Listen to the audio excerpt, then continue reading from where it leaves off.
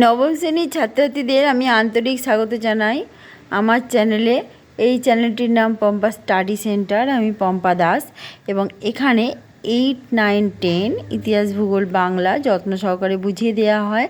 আজকের বিষয় হচ্ছে ভূগোল এবং আজকের বিষয় পৃথিবীর গতিসমূহ। দেখো, আমরা এই গ্লোবটাকে দেখতে পাচ্ছি এবং এই গ্লোবটার মাধ্যমেই আমরা বুঝে নেব পৃথিবীর গতিসমূহ। তার আগে বলি, যারা এই চ্যানেলের সঙ্গে যুক্ত থাকতে চাইছো তারা কিন্তু সাবস্ক্রাইব করে নাও, কারণ তা না হলে তুমি নোটিফিকেশান পাবে না। আর সাবস্ক্রাইব না করা থাকলে এই চ্যানেলটিও তোমার সঙ্গে সারা জীবন থাকতে পারবে না, কারণ সাবস্ক্রাইব ছাড়া একটি চ্যানেল কিন্তু এগিয়ে যেতে পারে না, তোমরা সেটা নিজেরাও জানো। তাই যে কোনো প্রচেষ্টা, তা যদি কোনো ভালো প্রচেষ্টা হয়, ভালো কাজে লাগে, তাকে এগিয়ে নিয়ে যেতে গেলে কিন্তু প্রত্যেকের সহযোগিতা খুব প্রয়োজন। সেই সহযোগিতা কিন্তু তোমাদের থেকেও আমি আশা করি। আচ্ছা, আজকে আসছি টপিক হচ্ছে পৃথিবীর গতিসমূহ। দেখো, এটাকে আমরা একটা পৃথিবী ধরে নিতে পারি। পৃথিবীকে তো আমরা এইভাবে বাইরে থেকে দেখতে পাই না, আমরা পৃথিবীর ওপরেই থাকি।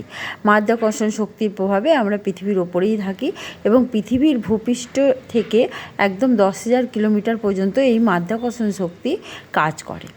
আচ্ছা, এই যে পৃথিবী নিজের চারপাশে ঘুরছে, এই যে নিজের চারপাশে ক্রমাগত ঘুরছে, তাহলে এই একবার পাক খেতে পৃথিবীর সময় লাগে প্রায় 24 ঘন্টা।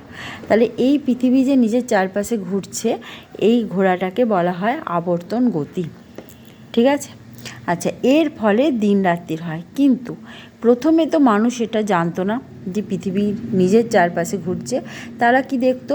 সকালবেলা ঘুম থেকে উঠে দেখতো সূর্য উঠেছে, সূর্য ধীরে ধীরে মধ্য গগনে যাচ্ছে, ধীরে ধীরে অস্ত যাচ্ছে, আবার পরের দিন সূর্য উঠছে। তাহলে তারা কি দেখছে? সূর্যকে দেখছে। যেমন ঠিক তোমরা ট্রেনে বসে জানলা দিয়ে দেখো যে মাঠ ঘাট পথ গাছপালা ছুটে চলেছে, আসলে তো সেগুলো ছোটে না, মানুষ সেটা দেখে কিন্তু প্রকৃত সত্য নয়। সেই রকমই সূর্য যায়, আমরা দেখি, এটা কিন্তু সূর্য যাচ্ছে না, আমরা দেখছি।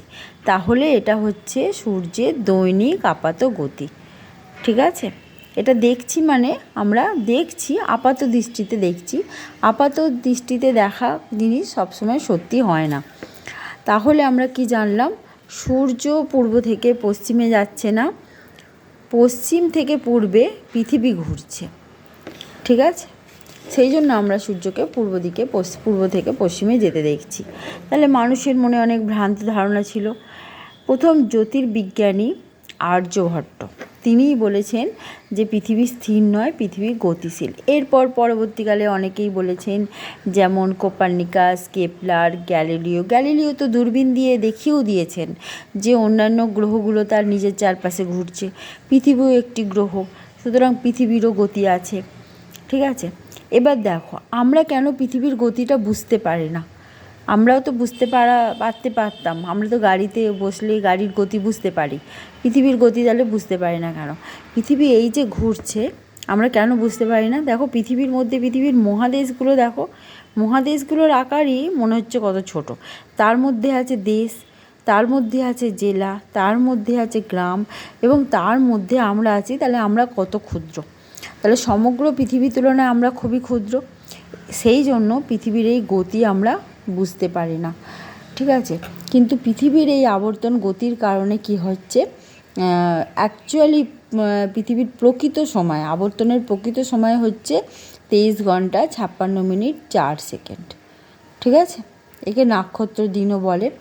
এই আবর্তন গতির কারণে কি হয়? সূর্যোদয় সূর্যাস্ত হয়। আর এবার দেখো, যদি আবর্তন গতি না থাকতো তাহলে কি হতো? তাহলে একদিকে সূর্য থাকতো আর একদিকে অন্ধকার থাকতো। ঠিক আছে? তা দিন রাত এটা হতো না। আর আবর্তন গতি আছে বলেই সূর্যোদয় সূর্যাস্ত হচ্ছে। এছাড়া দেখো, আমরা তো প্রমাণ করছি এইভাবে আবর্তন গতি, কিন্তু আমরা আর একটা পরীক্ষার মাধ্যমে প্রমাণ করতে পারি যে পৃথিবীর আবর্তন গতি রয়েছে।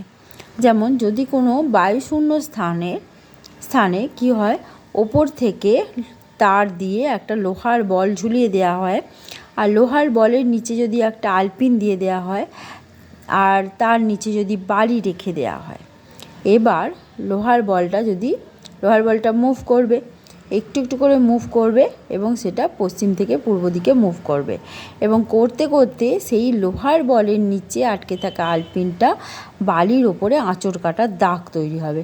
এটা থেকে প্রমাণ হয় যে পৃথিবীর আবর্তন গতি রয়েছে। এছাড়া বায়ুশূন্য স্থানে ওপর থেকে যদি আমরা নিচের দিকে কোনো পাথর নিক্ষেপ করি সেটাও একটু বেঁকে গিয়ে পড়ে, ঠিক আছে, সেটাও প্রমাণ করে যে পৃথিবীর আবর্তন গতি রয়েছে, ঠিক আছে। কিন্তু পৃথিবীর আবর্তন গতি সব জায়গায় সমান নয়। এটা কেন নয়? দেখো পৃথিবীটা গোলাকার এবং মধ্যিখানে যে রেখাটা আছে তাকে আমরা নিরক্ষীয় রেখা বা মহাবৃত্ত বলি। দেখো এই মহাবৃত্ততে যে দাঁড়িয়ে আছে, ধরো কোনো একজন ব্যক্তি দাঁড়িয়ে আছেন, তিনি এই পুরো পৃথিবীটা যখন পাক খেয়ে ঠিক এই জায়গাটা আসবে তখনই হবে প্রায় 24 ঘন্টা। তাহলে 24 ঘন্টায় এই নিরক্ষীয় বৃত্তটা এইভাবে এখানে আসছে। এখানে দেখো যতটা পরিধি উত্তরের দিকে যত যাবে আর দক্ষিণের দিকে যত যাবে তত পরিধি ছোট হতে থাকবে, ছোট হতে হতে একবারে বিন্দুতে পরিণত হবে। তাহলে যে সময়টাতে নিরক্ষীয় বৃত্তটা একবার আবর্তিত হচ্ছে সেই সময়তেই পরবর্তী পরিধিগুলো আবর্তিত হচ্ছে, ঠিক আছে। যত উপরে যাবে বৃত্ত ছোট হতে থাকবে, মানে পরিধি ছোট হতে থাকবে, কিন্তু সময় তো একই 24 ঘন্টা। সেই জন্য টাইম তো ঠিক কমছে না, টাইম তো আছেই। সুতরাং সেই কারণে কি হচ্ছে, সবচেয়ে বেশি সময় এখানেই অতিক্রম করতে হচ্ছে, বেশি পথ অতিক্রম করতে হচ্ছে পৃথিবীকে। সেই জন্য এখানে গতিবেগ সবচেয়ে বেশি নিরক্ষীয় অঞ্চলে। তার নিরক্ষীয় অঞ্চলে পৃথিবীর আবর্তন গতিবেগ কত? 1670 কিমি পার ঘন্টা। এরপরে ক্রান্তীয় অঞ্চলে 1540, এইভাবে মেরুবৃত্ত অঞ্চলে 830 কিমি পার ঘন্টা এবং কুমেরুতে প্রায় নেই বললেই চলে, ঠিক আছে। আচ্ছা, এবার দেখো আবর্তন গতি তো কেন বুঝতে পারি না আমরা আলোচনা করে দিলাম আবর্তন গতির ফলাফল, আবর্তন গতি কী হয়।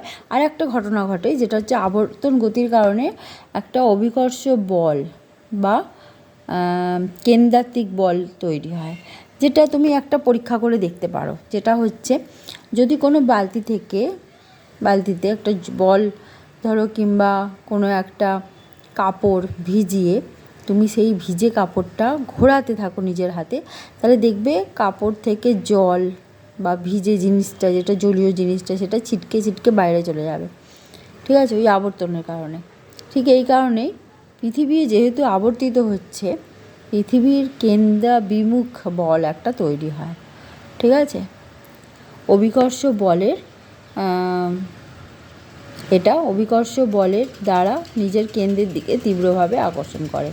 কিন্তু সকল বস্তু পৃথিবী থেকে আবর্তনের সঙ্গে সঙ্গে একই গতিতে পাক খাচ্ছে। তাই পৃথিবী প্রচণ্ড গতিতে আবর্তন করলেও আমরা পৃথিবী থেকে ছিটকে যাই না, কারণ মাধ্যাকর্ষণ শক্তি তো রয়েছে, পাশাপাশি একটা কেন্দ্রবিমুখ আবর্তন মানে বল তৈরি হয়, সেটাকে আমরা কোরিওলিস বল বলি, ঠিক আছে। নেক্সট দিন আমি পরিক্রমণ গতিটা বুঝিয়ে